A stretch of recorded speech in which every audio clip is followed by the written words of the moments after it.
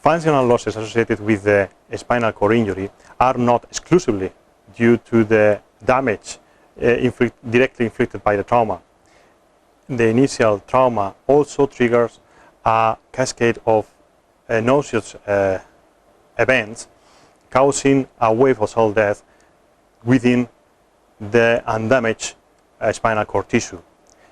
Most of this cell death is a form of a cell suicide. This raw cell death increases the tisular damage and is responsible for part of resulting functional deficits.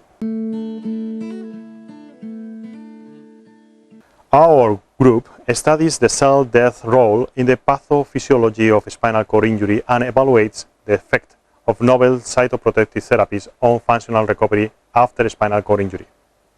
There are several different cell death programs, including apoptosis, necroptosis, or autophagic death.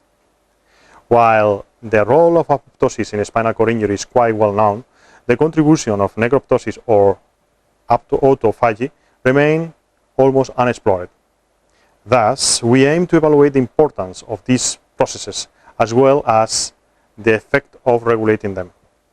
In parallel, we are also studying the change that spinal cord injury produces in several regulators of cell death and other important processes, such as reactive gliosis, inflammation, regeneration.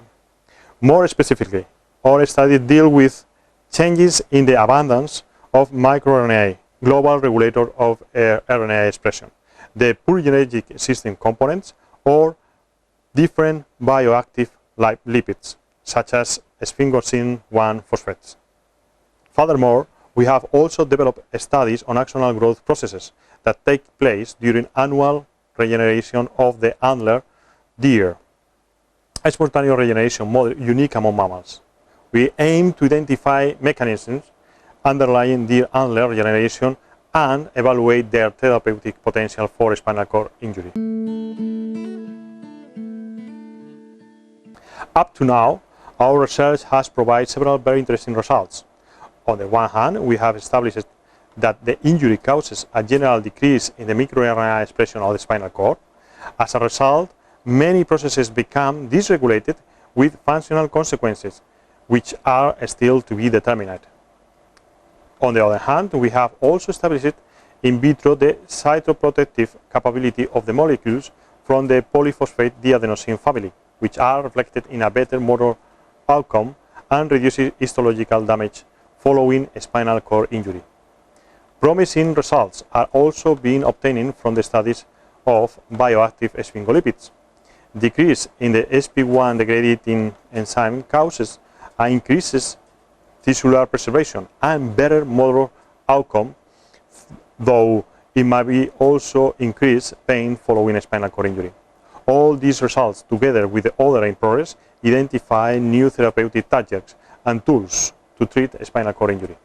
In parallel, our deer antler studies have shown that the growing antler provides the nerve fibers with a favorable environment that involves soluble secreted promoters, guidance substrate molecules, and mechanical stretching to induce a fast axonal growth. Our work is based on collaboration with other national and international researchers. Doctora Casa y Doctora Fabrías in Barcelona, Dr. Dan Lindholm at the Minerva Institute of Medical Research in Helsinki, Finland, and Dr. Chunji Lee in the University of Otago, New Zealand.